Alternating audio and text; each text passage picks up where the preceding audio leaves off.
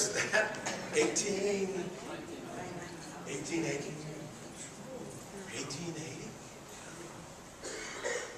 Okay, let's put it another way. In 1870, we were the 74th largest city in the nation. In 1880, we were 61st largest city in the nation. In 1890, we were the 89th largest city in the nation. In 1900, we were the 97th largest city in the nation. And now, in 2010, we're the 5th largest city in West Virginia. The economy changed dramatically. And let's take a little look at this, because the change starts, but, and I can't get all of that on there, but in 1950,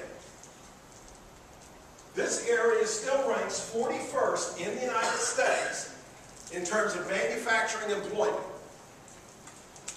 We've got 51,751 jobs in manufacturing. That's in Weirton. Now, but, take a look at that. If you put take Weirton out of there. Weirton probably at that time had 11,500 workers. So, outside of Weirton, there are 40,000 workers. By this time,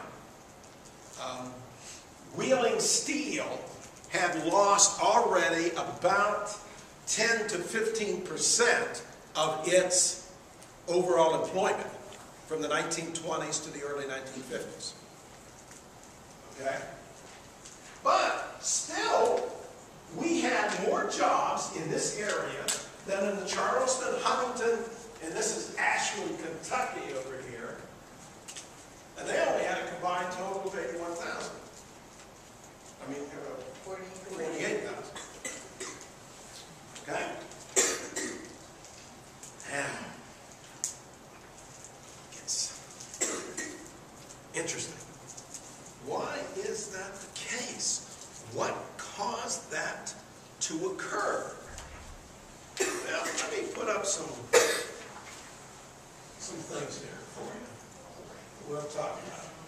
Economic changes. Loss of manufacturing jobs.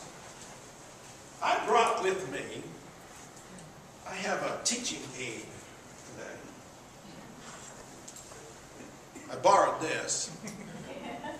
But my teaching aid is this little device right here. Okay? And that's what I'm going to tell you. And this is what it says. It says, Weirton Steel Company. This is a tin can detector. It was my father's. Okay? What were we detecting? We were detecting whether or not the cans that we were buying, particularly beverages. Now, for those of you who wouldn't understand this can, we'll cover up the root part. Okay, so this is just a beer can. Now, are you drinking beer from a steel can or an aluminum can? So you've got one of these. And of course, it doesn't work. In 1970, the majority of tin cans in the United States were tin cans. Or, actually, they're not really tin, but they were steel cans. By 1980, they're almost all aluminum. Almost all. This doesn't work anymore. We change products. So, I mean, here's a simple product. We change how we package diet root beer or beer or any other thing. Okay? Does that have an impact on jobs? Yes, it does. Because when you came into the south end of Weirton, there used to be a big thing there that said, "Welcome to Weirton, home of the mighty tin can." And we were the largest tin plate producer, not in West Virginia, not in the United States, but in the world. Okay? By the time the 1950s ended, we had 13,000 workers in Britain Steel. It was the largest employer in the state of West Virginia. It was the first billion-dollar corporation in the state of West Virginia. It was the biggest taxpayer in the state of West Virginia. Okay? Now, 7 years ago,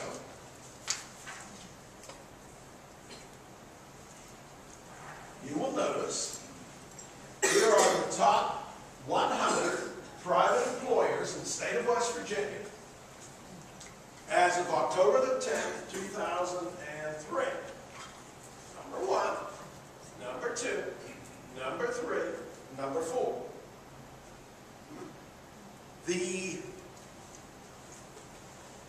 2010 list, which I just downloaded this morning, yes, I can print things from the internet.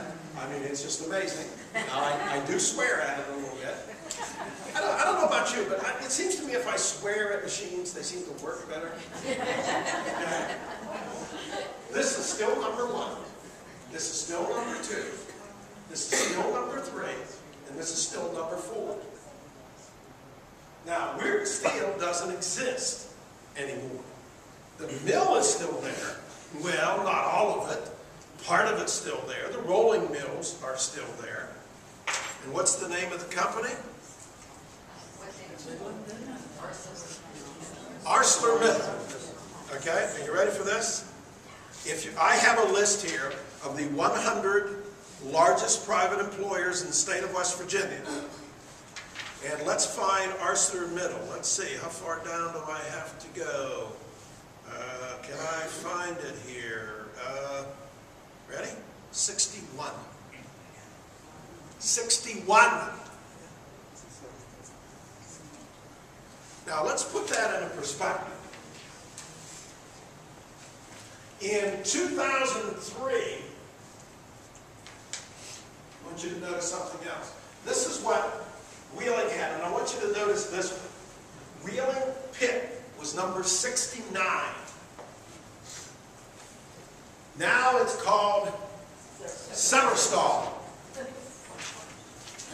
And where is it? I don't know because it's not on this list. It's not on this list. It's gone. Because probably some of them, well, I don't know how many people work for Severstal anymore. I'm not sure I would want to work for Severstal because I've known some people who have. But the economy has changed drastically. So, let's go back to, what did I do with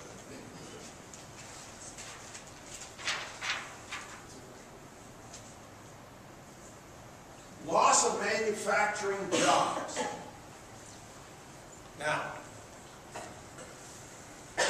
well, for example, we have automation.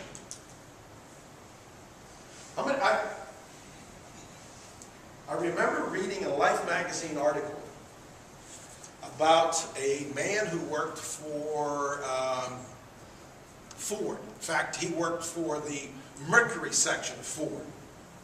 I couldn't do that anymore because Mercury's aren't going to be made anymore. Neither Oldsmobiles or Pontiacs, a few others.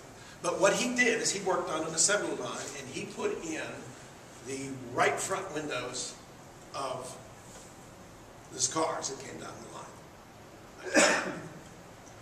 Have you ever seen pictures from an automobile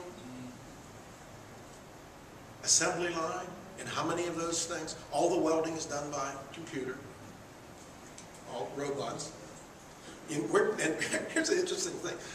Where did robots come from? They came from Japan. The original ones. But the technology that developed the robots had come from the United States. The Japanese said, "No, that's a good idea. We're going to use it." We're here going, well, we're selling that to the Japanese. And then, how come the Japanese are making better cars?